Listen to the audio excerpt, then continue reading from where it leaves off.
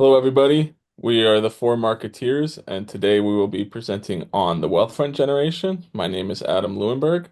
My name's Juliana Ayala. I'm Talia Hosepian. And I'm Kathy Zaire. So, just to start off with a little agenda, at first we'll be talking about the summary and the background of the case. Then we'll move into problems and analysis, then solutions, and finally we'll be leaving you with some key takeaways.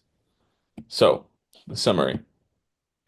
Wealthfront was founded in Silicon Valley in 2008 by Andy Ratcliffe and Dan Carroll, both of which who are veterans of the fintech environment, financial technology environment, and of just the technology environment. Their idea when they started Wealthfront was to overall democratize investing. They wanted to provide average investors, i.e., you and me, access to institutional grade investment tools. They did this through segmenting, and targeting millennials, and offering an easy to use, customer friendly software program.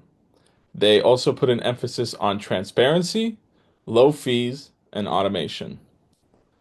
So, to start us off for problems and analysis, I will be passing it off to Katya. You. So now I'll walk you through Wealthfront's main challenge, whether to stick with their direct to consumer model or pivot toward a B2B strategy. So far, B2C has worked well. Wealthfront built a strong brand with millennials by offering low cost automated investing and cool features like tax loss harvesting. Most of their users come through referrals, which keeps marketing costs low, a big advantage. But there are clear limitations. The average account size is only about $90,000, which makes growing total assets under management pretty slow. Plus, their freemium model, managing the first $25,000 for free, delays how long it takes to actually profit from each user. And now that competitors like Betterment and Schwab offer similar tools, it's getting harder to stand out. So, should Wealthfront go B2B? The upside is obvious. Partnering with employers or fintech platforms could grow AUM faster and bring in larger, more stable accounts. It could also reduce marketing costs and diversify the revenue, but there are real risks. B2B could water down their brand. They've always been known as a consumer first disruptor. And operationally, it's a big shift. They need new teams for sales, compliance, and support, which doesn't exactly match their tech focused culture. Also, many B2B deals involve fee discounts or revenue sharing, which could eat into their profits, even if assets grow. So ultimately, Wealthfront has to decide, can they scale fast enough while staying true to who they are, or do they need to evolve to survive in a more competitive space? And I'll pass it to Adam. Okay, so the second problem that Wealthfront is currently facing is looming outside competition.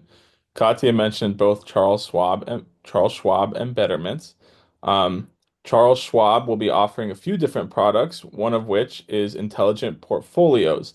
This is similar to the portfolios that Wealthfront offers its customers, where they are updated and checked regularly so that the consumer can just go in and choose which portfolios they want to invest in. And these portfolios are made up of different stocks and they have a risk rating. However, Charles Schwab will be offering these intelligent portfolios free of advisory fees, separate from what they do for in-person or over-the-phone investing. Additionally, Charles Schwab will be offering automated features and white label features for RIAs. RIAs are registered investment agents. Both of those features are things that are valuable to any small time investor. Next, Betterment is going to be offering tax loss harvesting. If you remember, Katya mentioned this. This was one of the key products that Wealthfront used to garner support and build their client base. So now that Betterment is offering it, it creates a problem and a more competitive market for Wealthfront. And finally, like with any new business startup, there's going to be other startups trying to copy what you do, and other fintech startups in Wealthfront's case. These fintech startups will be targeting millennials, which was the bread and butter of Wealthfront. When Wealthfront started up, they looked to target millennials so that they could gain a strong customer base who has access to money. Previously, most investment banks targeted baby boomers, and Wealthfront was one of the first major players to target millennials. So a lot of competition is on the horizon for them. Now we will move into solutions, and I will be passing it off to Juliana. Thank you, Adam. So, as mentioned earlier, Wealthfront is at a strategic crossroads. So, while business to business could offer growth, we believe that the company's strengths, automation, brand trust, and even the millennial focus are best preserved by sticking to a direct to consumer model. So, the next solutions I'm going to go over are going to be designed to improve engagement, retention, and growth. So, all within the business to consumer model. So for our first solution, it is behavioral finance coaching. So this means adding in-app nudges that guide users to make smarter choices. So like reminders to stay invested or increase certain contributions. It's fully automated and reinforces the overall good habits without needing an actual human advisor to hire. So and for our second solution, it is covering a tax optimization service. So this is a premium tax, so users will have to subscribe themselves, but it's going to be targeting more personalized, automated strategies for things like harvesting and capital gains timing. So it's ideal for those high income millennials that are accumulating more funds at the end of each year and want a little more help and a little more guidance for taxes. So it's going to add value and revenue without changing Wealthfront's model. For our third example, it is covering the career transition investing. So as people may shift jobs, positions, go to freelance, whatever the case may be, Wealthfront is going to be showing that they could adjust your portfolios and plans with you to match what you need at what time. So this can keep users engaged through life changes and still using the app. So it shows that Wealthfront can make any change that you make as well. And finally, for our fourth solution, it is the social accountability challenges. So users could join savings or investing goals with either friends or peers. It's completely up to their choice, but it makes it a little more fun, a little more interactive, and users can set goals to maybe save $500 at the end of each month or consistently invest for 12 weeks. Whatever the case may be, it's a lot more custom and it can show that Wealthfront listens to you and it sees the accomplishments you've been making. So, altogether, these solutions definitely help Wealthfront grow and stay competitive without losing what makes it unique. Now, I'm going to be passing it along to Talia. Thank you, Juliana. So I will be talking about solutions for our problem two, which is competition with other institutions. So to begin, one of the biggest advantages Wealthfront already has is its focus on software automation. To stay competitive, they should double down on this by expanding AI-based personalization, specifically by adding more predictive modeling and scenario-based planning. Wealthfront could offer tailored advice that responds to real-life changes like stock compensation, big life events, or evolving financial goals. This kind of smart automation is important because users today expect more than just static investing tools. They want guidance that fits their situation in real time. And by improving this experience, Wealthfront reinforces its identity as a software-driven, scalable solution, which is its main edge over human advisors or hybrid platforms. The key takeaway here is that AI personalization doesn't just make the product more helpful, it also strengthens the brand's position as a tech-first wealth management platform. The second idea is to introduce supervisory accounts for minors and college students.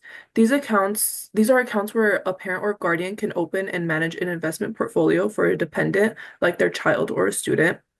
This might seem like a small feature, but it's actually a powerful way to build brand loyalty early. Think about it. If someone grows up using a platform, even just seeing it through their parents, it becomes familiar and trusted. Wealthfront can enhance this experience with fund savings tools and simple, easy to understand educational content, making it feel less intimidating and more engaging for young users. Over time, these miners will become independent investors, and if Wealthfront has already earned their trust, it's likely they'll stay with the platform. So this approach helps the company play the long game, bringing in future users before they even realize they need a financial advisor. The third alternative is to launch a free financial wellness app, not just for investing right away, but for helping users build financial confidence. This app could include features like budgeting tools, savings goal trackers, and short educational lessons. The key audience here is people who aren't ready to invest yet, maybe because they don't have the money or they're still learning how to manage it. For example, college students or young professionals might use this app to learn about saving and tracking expenses and eventually feel comfortable opening a Wealthfront account. So it's not just a free app, it's a customer acquisition tool that builds trust before asking for a financial commitment. And the last strategy is to form partnerships with familiar, trusted brands like Apple, TurboTax, or Venmo. The idea here is to integrate Wealthfront services into platforms people already use regularly. This does two things. First, it increases brand visibility without the company having to spend a ton on traditional advertising. And second, it builds credibility by association. If people see Wealthfront alongside apps they already trust, they're more likely to give it a chance. So instead of trying to win attention through ads, Wealthfront can grow by meeting users where they already are, inside apps they check every day. And now I'll pass it on to Adam with our key takeaways. Okay, so let's wrap this up with a few key takeaways. The first key takeaway is that, according to Juliana and her presentation part, um, Wealthfront should stick to a business to consumer model.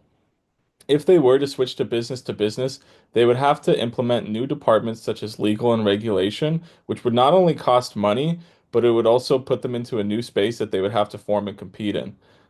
So if they stick to a B2C model and then move on to what Talia spoke about and partner with trusted brands, they would be able to then strengthen that B2C model and cement themselves in a new, overly competitive landscape.